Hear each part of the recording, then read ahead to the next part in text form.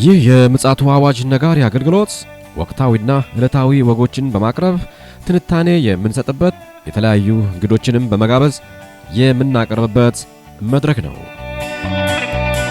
አዘጋጅ ይልቃል አስራት። ሰላም ለእናንተ ይሁን ውድ የምጽአቱ አዋጅ ነጋሪ አድማጮቻችን፣ በድጋሚ ተገናኝተናል።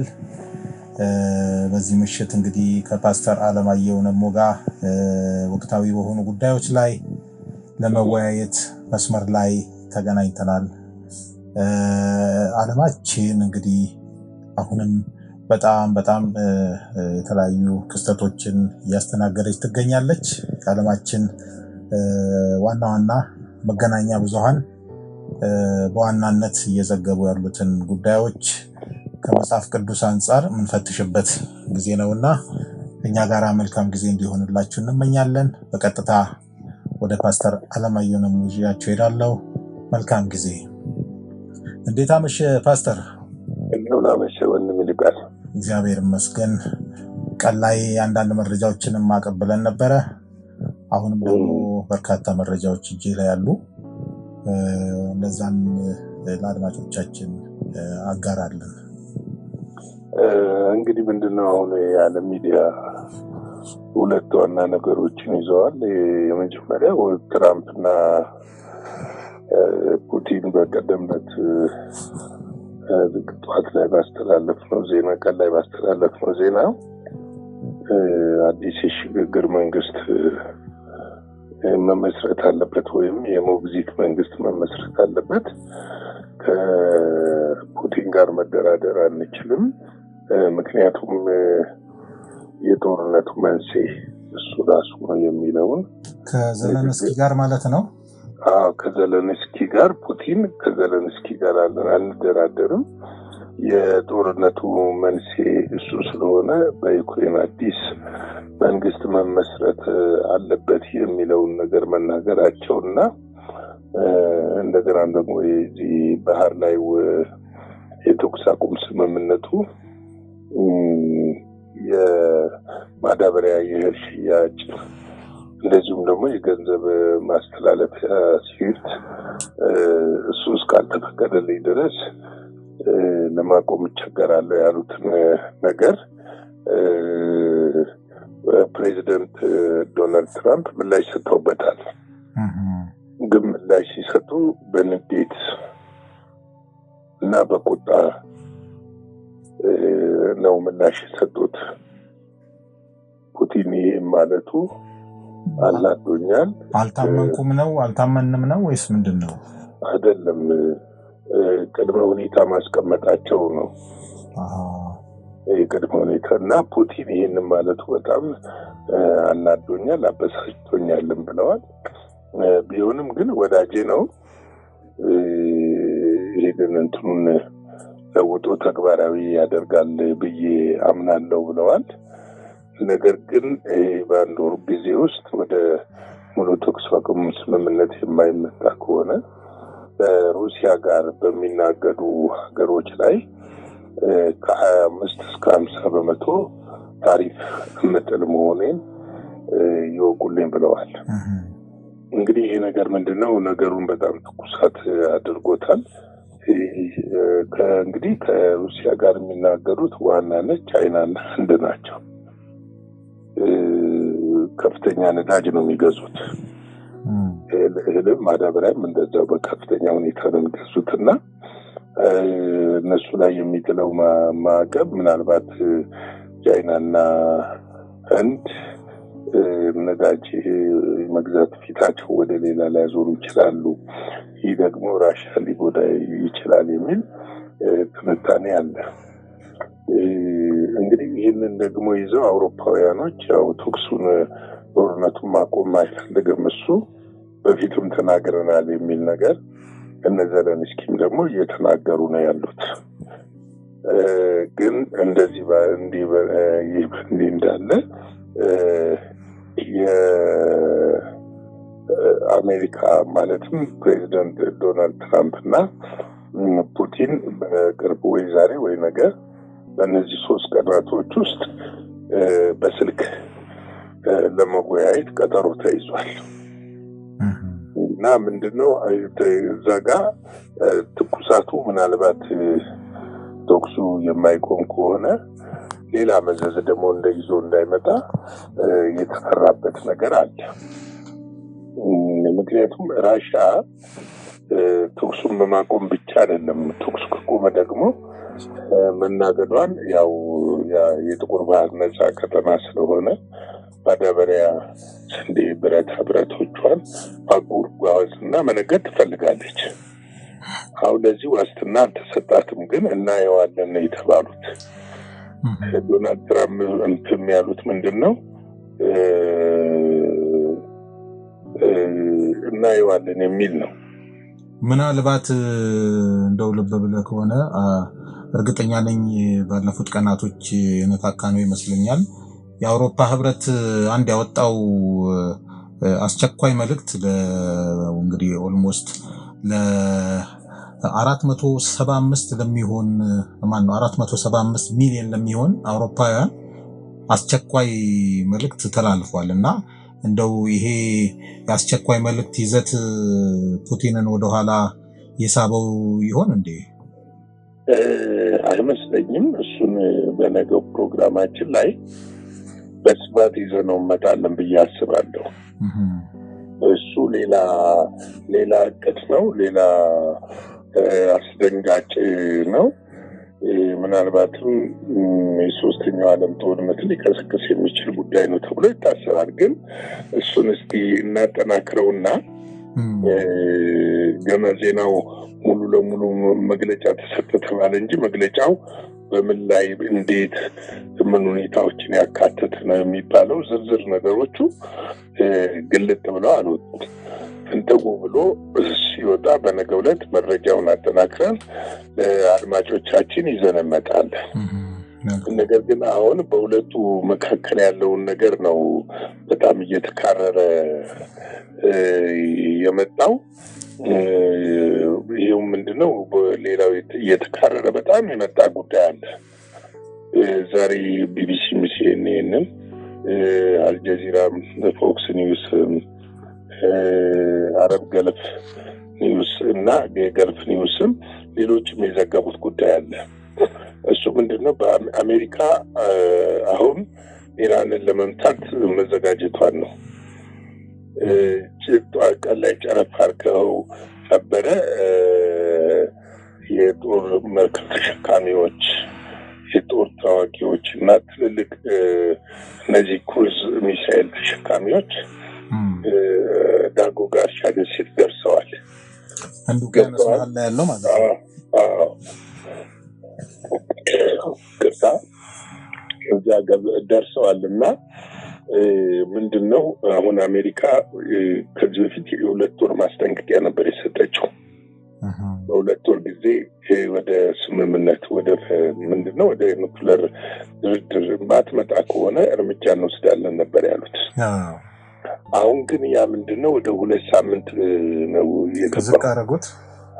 በሁለት ሳምንት ውስጥ በዚህ 2 ሳምንት ውስጥ ወደ ድርድር የማትመጣ ከሆነ አይታ የማታውቀውን መከራ ታያለች ነው ያሉት። እና በቦምብ እንደሚደበድቡ ነው የተናገሩት። ዶናልድ ትራምፕ ራሳቸው ናቸው የተናገሩት። ነገር ግን ለዚህ ጉዳይ ላይ ምንድነው የኢራኑ ፕሬዝዳንት ወዲያው ምላሽ ሰጥተዋል። የሚገርመኝ ምንድነው ያሉት? ከአሜሪካ ጋር ፈጽሞ አንደራደርም ነው ያሉት። እንግዲህ ምላሹን እኛም ምላሹን ትችሉታላችሁ ነው ያሉት። ንኩንና አይነት መሆኑ ነው። ንኩንና ምላሹን ይቅርታ ምላሹን ትችሉታላችሁ የሚል አይነት ነው የተናገሩት። በእርግጥ ምንድነው አንድ በጣም እጅግ ዘመናዊ የሚሳኤል ማምረቻና የሚሳኤል ከተማ የሚባል አንደርግራውንድ ገንብታለች። በቀደም ዕለት ጨረፍ አድርገን ተናግረን ነው ነበረ። አሁን ብዙ ዜናዎች ይዘው የወጡት በዛ ውስጥ እጅግ በጣም ሱፐርሶኒክ የሆኑ ሚሳኤሎችን አምርታለች፣ አከማችታለች። እና ምናልባት እነዚህ ነገሮች የልብ ልብ ሰጥተዋት ይሁን እንግዲህ ከአሜሪካ ጋር ትንቅንቅ ይዘዋል። አሜሪካ ብቻ አይደለችም፣ እስራኤልም ማስጠንቀቂያ ሰጥታለች። ግን ምንድነው አሁን የተፈራው ነገር ምንድነው? በዛ ዙሪያ ያለው የአሜሪካ የጦር ቤዞችን ሙሉ ለሙሉ ትመታለች ተብሎ ነው የተፈራው። ይህ ብቻ ሳይሆን እስራኤልንም ነው። እኔ አንዱ ከዚህ በፊት በተደጋጋሚ የምናገረው ነገር ነበረ። እኔ ኢራን ኒኩለር የላትም ብዬ ለመናገር አልደፍርም፣ መድፈር አልፈልግም። ምክንያቱም አሁን የሚሰጡት የኢራን ባለስልጣኖች ወጥተው የሚሰጡት ምላሽ ከአያቶላ ሆመኒ ጀምሮ የመከላከያ ሚኒስትሩ፣ የጦር ኃይሎች ጠቅላይ አዛዡ፣ ፕሬዚደንቱ፣ የውጭ ጉዳይ ሚኒስትሩ የሚሰጡት ምላሽ አንድ አይነት ምላሽ ነው። አንደራደርም ነው። እኛ ኒኩለር አይደለም የምናመርተው፣ የኃይል ምንጭ ነው የምናመርተው፣ ኃይል ለማመንጨት ነው፣ መብታችን ነው የሚል ነው። በቅርቡ እንደውም ለአቶሚክ ኤጀንሲው አናስፈትሽም ሁሉ ብለዋል። ይህንን ስትመለከት እንግዲህ እነዚህ ሰዎች ምንድነው የጦር መሳሪያ አላቸው ማለት ነው። እንደው በአንጻሩ ቀደም እንዳልከው አሜሪካ ወደዛ ደሴት አውሮፕላን ተሸካሚ መርከብ ስታስጠጋ እንግዲህ ከተሸከመችው እቺ መርከብ ከተሸከመችው አንዱ ስቲልቱ የተባለ ይሄ ኮንክሪቶችን ደረማምሶ ወደታች ዋሻዎችን እየደረመሰ የሚሄድ ቦምብ ጣይ አውሮፕላንም ጭምር ነው ወደዛ የተጠጋውና ይሄ ነገር ወደ ሌላ ምዕራፍ ሊያሸጋግር ይችላል ዓለማችን ተብሎ ይጠበቃል። አሁን ምንድነው የነ ፑቲንም እግር መጎተት በኋላ ምንድነው የተባለበት ምክንያት ከኢራን ጋር ሁለንተናዊ ስምምነት አላቸው። ኢራን ከተነካች ቻይናም ሩሲያም ዝም የሚሉ አይመስለኝም። ሰሜን ኮሪያም ዝም የምትል አይመስለኝም። አሜሪካ ደግሞ አጋሮቿን ደግሞ አጣለች፣ የማጣትም ነገርም ይታያል። አጣለች ማለት ይቻላል። ምክንያቱም አሁን በጣም ብዙ ነገሮች የተካረሩበት ሁኔታዎች ናቸው ያሉት። እንደገና ደግሞ እኮ አሁን በጣም የሚገርም በጣም እጅግ ፈጣን የሆነ ረዥም ኪሎ ሜትሮችን መሄድ የሚችል በኤአይ የሚሰራ ድሮን ኮሪያ ሰርታለች፣ ሰሜን ኮሪያ። ስለዚህ ነገሮች ምንድነው እጅግ ውስብስብ እየሆኑ እየመጡ ነው ያሉትና እንግዲህ ምንድነው አሁን የኢራኑ ፕሬዚደንት ምላሹን ትችላላችሁ ማለት ምን ያህል ድፍረት እንደሆነ ትርፍና ኪሳራውን በደንብ ማስልተዋል ማለት ነው። አሜሪካ አጋሮቿንም በማጣቷ ይህን ሁሉ ግምት ውስጥ አድርጎ ይመስለኛል። እሱ ብቻ ሳይሆን አሁን በወታደራዊ አቅም እኮ እስካሁን ድረስ ቁጥር አንድ አሜሪካ ነች። ከተደመሩ ነው የሚበልጧት። አሁን ቻይና፣ ኢራን፣ ራሻ ከተደመሩ ይበልጧታል። ልክ ነው። ቴክኖሎጂው ምኑ ነው። ምክንያቱም አሁን በኒኩለር ብዛት አንደኛ ራሻ ነች፣ ሁለተኛ ነች አሜሪካ። እንግዲህ ምንድነው ይሄ ነገር ወዴት ነው የሚያመራው የሚል ነው። 2 ሳምንት ጊዜ ነው የተሰጠው። እነሱ ደግሞ አንመለስም እያሉ ነው። ትመታለች ወይስ አትመታም? ወይስ ራሻ ጣልቃ ገብተው ኢራንን ወደ ድርድር ያመጧታል? የምናየው ነገር ምናልባት የዚህ እንደው ይቅርታ እንደው ነገሩ አሳሳቢ ስለሆነ ነው የ2 ሳምንት እድሜ መሰጠቱ። አሁን እኛ እየዘገበን የመጣ ነው አንድ ጉዳይ አለ። ያው አንተ እንደምታውቀው የአይሁዳውያን የፋሲካ በዓል እየቀረበ ነው የመጣው እና ደግሞ በዛ የፋሲካ በዓል ላይ ደግሞ ምን አይነት ስርዓት እንደሚከናወንም ያው የታወቀ ነው። የዚህ የጥጆቹ ለመስዋዕትነት መቅረብ፣ የቤተ መቅደሱ ግንባታ መፋጠን፣ እነዚህ ሁሉ ወደዛ እየሄዱ ሳለ ይሄ ነገር መምጣቱ ምናልባት ከዚህ ጋር የተያያዘ ሊሆን ይችላል ወይ? ምክንያቱም ኢራን ቀድማ ነገሮችን ካበላሸች ነገሮች እንዳልሆኑ ስለሚሆኑ በሚል ነው። አዎ ምንድነው መሰለህ፣ እኔ አሁን ቀጠናው የእግዚአብሔር ሀሳብ እየተከናወነበት ያለ ቀጠና ነው እንጂ አሁን ከሌላው ዓለም ምንም የሚያጓጓ እንደው ይህን ማዕድን እዛ አለ የዓለም ቁጥር 1 ማዕድን አለ ተብሎ ወይም ደግሞ የነዳጅ ዘይቱ የሚያጓጓ ሆኖ አይደለም። ለምን አሁን ከዛ በበለጠ እነ ግሪንላንድ አላቸው፣ ራሱ አሜሪካ ውስጥ ነዳጅ አላት፣ ሌሎችም ሀገሮች አላቸው፣ በባህር ውስጥም በምንም ነዳጆች አሉ። ይሄ የሚያጓጓ ሆኖ አይደለም። ግን ምንድነው እዚህ ጋር እየሆነ ያለው አድማጮቻችንም እንዲያስተውሉት የምፈልገው የእግዚአብሔር አጀንዳ እየተፈጸመ ነው ያለው። እንግዲህ ምድርን የማስጨነቅ በጦርነት ምስቅልቅል የማውጣት እቅድ የሰይጣን እቅድ እየተፈጸመ ነው ያለው። የሰይጣን አጀንዳ እየተፈጸመ ነው ያለው። ምንድነው የመጨረሻው ዘመን ከመቃረቡ በፊት ሊሆኑ የሚገባቸው ነገሮች ይሆናሉ። እኔ አሁን እንደውም ስጋቴ ምንድነው ይሄ ነገር የጎግ ማጎግ ጦርነት እንዳያስነሳ የሚል ነው። ያለ ጊዜው ማለት ነው። ነው አርሜጌዲዮን ሳይሆን የጎግ ማጎግ ጦርነት እና ምንድነው አንድ በጨረፍታ ያየው ዜና አለ። በደንብ እሱን ዜና ለማጣራት ፈልጋለሁ። ኢራንና ኢራቅ ስምምነት አድርገዋል። ገብቷል። በእስራኤልም ላይ ሆነ በአሜሪካ ላይ ለሚወሰደው እርምጃ ስምምነት አድርገዋል። እንግዲህ ደግሞ ኢራቅ ውስጥ የምትመለከተው ነገር ምንድነው? የአሜሪካ ወታደሮች አሉ። ኢራቅ ውስጥ ጦር ቤዝ አላት። ልክ ነው። ያኔ እንደገባች ያላወጣቻቸው ወታደሮች አሉ። እና አንዳንድ ነገሮች ምንድነው መሰለህ ምስቅልቅል ይላሉ። ምስቅልቅል የማለታቸው ጉዳይ ምንድነው? ጭብጥ የሆነ ነገር እንዳይኖርና ዓለም እንዳትረጋጋ ገብቷል። ተረጋግተው ሰዎች ተረጋግተው እንዳያስቡ የሚደረግ ነገር እንዳለ ያመለክታል። እንግዲህ ይሄ እንዲህ በእንዲህ እንዳለ እንኳን እንዲህ በእንዲህ እንዳለ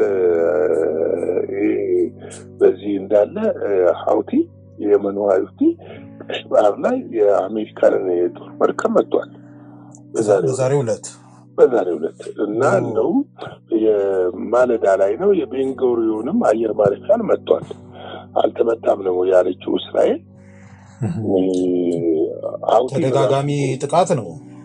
አዎ ሀውቲን ራሱ ማዳከም አልተቻለም፣ ማጥቃቱን አልተቻለም። አሁን ቀይ ባህርን እንደተቆጣጠረ ነው። በዛ ባህረ ሰላጤ የሚያልፉ የጦር መርከቦች የሉም አሁን ላይ የጭነት መርከቦች።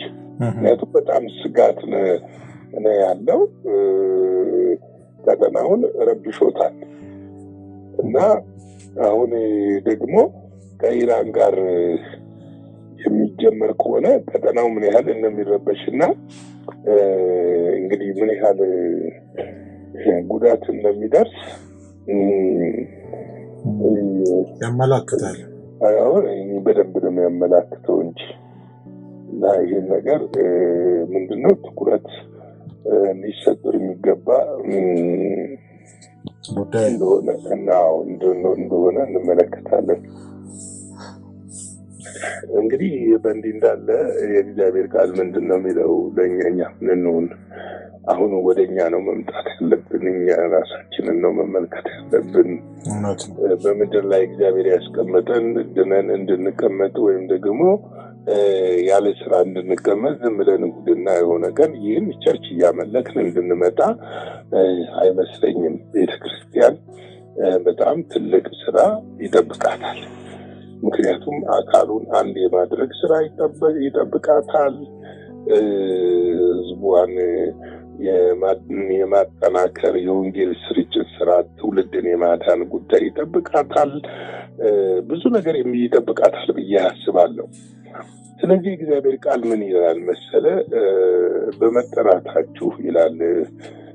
ትናንት ጠዋት ከተመለከትነው ክፍል የቀጠለ ኤፌሶን ምዕራፍ 4 ላይ በመጠራታችሁ በአንዱ ተስፋ እንደተጠራችሁ አንድ አካል አንድ መንፈስ አለ ይላል። እንግዲህ የምናመልከው ጌታ አንድ ጌታ ነው። የተጠራነውም ይህንን ጌታ ልናመልክና ልናገለግል ነው። ሁለት ጌታ የለም። ስለዚህ ነው በሰላም ማስሪያ የመንፈስን አንድነት ለመጠበቅ ትጉ ይልና በመጥራታችሁ በአንድ ተስፋ እንደተጠራችሁ አንድ አካል አንድ መንፈስ አለ ይልና ወረድ ብሎ ደግሞ አንድ ጌታ አንድ ሃይማኖት አንዲት ጥምቀት አለች ይላል። እንግዲህ በክርስቶስ ኢየሱስ ያመንን የእግዚአብሔር ልጆች የትኛውም የአጥቢያ ስም ጥላ ስር ብንሆን አንድ አካል ነን። የአንድ አባት ልጆች ነን። ያለንበት አጥቢያ ስም ወይም መንግስት ወይም ደግሞ የሆነ የድርጅት ስም ስለያዝን ወይም የሆነ ስም ስለያዝን ያ ስም የእኛን አንድነት ይቀይረዋል ማለት አይደለም። አንዳንዶቻችን ሙሉ ወንጌል ልንሆን እንችላለን፣ ቃለ ሕይወት ልንሆን እንችላለን፣ መሰረተ ክርስቶስ ልንሆን እንችላለን። ሰንበዲ በቃ ምንም በለው ኤክስ ቸርች ልንሆን፣ ዋይ ቸርች ልንሆን፣ ኤ ቸርች ልንሆን፣ ቢ ቸርች ልንሆን እንችላለን። ግን የተጠራንበት መንፈስ አንድ መንፈስ ነው። የተጠራ ነው አንድ አካል እንድንሆን ነው። የጠጣ ነው ከአንድ ምንጭ ነው፣ ከአንዱ መንፈስ ነው። ስለዚህ እኮ ነው ሮሜ 12:5 ላይ ምን ይላል? እንዲሁ ብዙዎች ስንሆን በክርስቶስ አንድ አካል ነን ይላል። እርስ በራሳችን እያንዳንዳችን የሌላው ብልቶች ነን ይላል። አንድ አካል ነን፣ ሁለት አይደለንም። ታዲያ አንድ አካል ከሆነ እጅ ከእጅ ጋር እንዴት ይጣላል? እጅ ከእግር ጋር እንዴት ይጣላል ብለው አድማጮቻችን ጥያቄ ሊያነሱ ይችላሉ። ገብቶሃል? ሁለት ነገር ነው ሰዎችን የሚያጣላቸው። አንደኛ የስጋ ምኞትና አምሮት። ያዕቆብ ይናገረዋል። ሰው የስጋ ምኞት ውስጥ ሲገባ፣ የስጋ አምሮት ውስጥ ሲገባ ሌላውን ወንድሙን ይጠላዋል። ልክ ነው። ምክንያቱም የስጋው ምኞቱንና አምሮቱን መፈጸም ሲፈልግ ሊያስኬደው የማይችል የገዛ አካሉን መግፋትና ከገዛ አካሉ ላይ ነጥቆ የራሱ ማድረግ ይፈልጋል። አንዱ ይሄ ነው የዓለም ምኞት የምንለው። የስጋ ምኞት፣ የስጋ አምሮት በወንድምና በወንድም መካከል ጥላቻን የሚፈጥረው አንዱ ይሄ ነው። ሁለተኛው ጥላቻ ይፈጥራል ብዬ እኔ የማምነው የአጋንንት መንፈስ ነው። የአጋንንት መንፈስ ነው። ካለየን ውስጣችን የሚመጣውን ድምፅ ካለየን፣ ሴት እንደሆነ ካላጣራን ከወንድሞቻችን ጋር እንቃጫለን እንጂ እንዴት ነው የእግዚአብሔር መንፈስ በእኔ ውስጥ ያለው የእግዚአብሔር መንፈስ በሌላ ወንድሜ ውስጥ ካለው መንፈስ ጋር ያስማማኛል፣ እጅ ለእጅ ያያይዘኛል፣ አብሬው እንዲዘምር ያደርገኛል፣ አብሬው እንዳገለግል ያደርገኛል እንጂ እንዴት ነው የሚለያየኝ? ምን አይነት መንፈስ እንደሆነላችሁ አታውቁም ተብሎ የተጻፈው ለዚህ ነው። አንደኛ ቆሮንቶስ 12:13 ላይ ምን ይላል መሰለ ወንድሜ? አይሁድ ብንሆን፣ የግሪክ ሰዎች ብንሆን፣ ባሪያዎች ብንሆን፣ ጨዋዎች ብንሆን እኛ ሁላችን በአንድ መንፈስ አንድ አካል እንድንሆን ተጠምቀናል ይላል። ሁላችንም አንድ መንፈስ ጠጥተናል ይላል። ሁለት መንፈስ አይደለም፣ ሶስት መንፈስ አይደለም፣ በአንድ መንፈስ ነው። በአንድ ጥምቀት ነው የተጠመቅነው። በአንድ መንፈስ ነው የጠጣነው። ስለዚህ ቅዱሳን ቆም ብለን ልናስብ ያስፈልገናል። ወንድሜ ወይም እህቴ ለእኔ ተጠቅመኛለች እንጂ እኔን የሚጎዳ ነገር አይኖርም። አንዱ ለሌላው መልካምን ሊያስብ መልካምን ሊመኝ ይገባል። ለዚህ እኮ ነው ያዕቆብ ጠብና ጦር ከወዴት ነው? ከስጋችሁ አይደል እንዴ ይላል። ጠብና ጦር ከየት ነው? ከስጋ ምኞት በልጦ ለመታየት። በዚህ ምድር ላይ የፈለገ ቢሊየነር ቢኖር ወጡ ነው እንጂ የሚለየው እንጀራው አንድ ነው።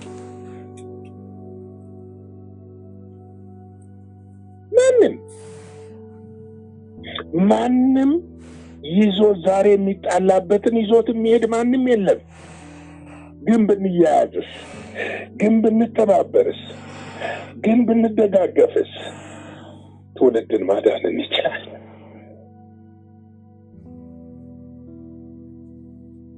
ትውልድን መታደግ እንችላለን። ትውልድን ማትረፍ እንችላለን። ዛሬ በየአብያተ ክርስቲያናቱ በአብያተ ክርስቲያናትና በአመራሮች መካከል በግለሰብና በግለሰብ መካከል በወንድሞችና በእህቶች መካከል የሚታየው ጠብ የስጋ አምሮት፣ የስጋ ፍላጎት። ሰይጣን አንዱ በውስጣችን የሚዘራው ነገር ይሄንን ነው።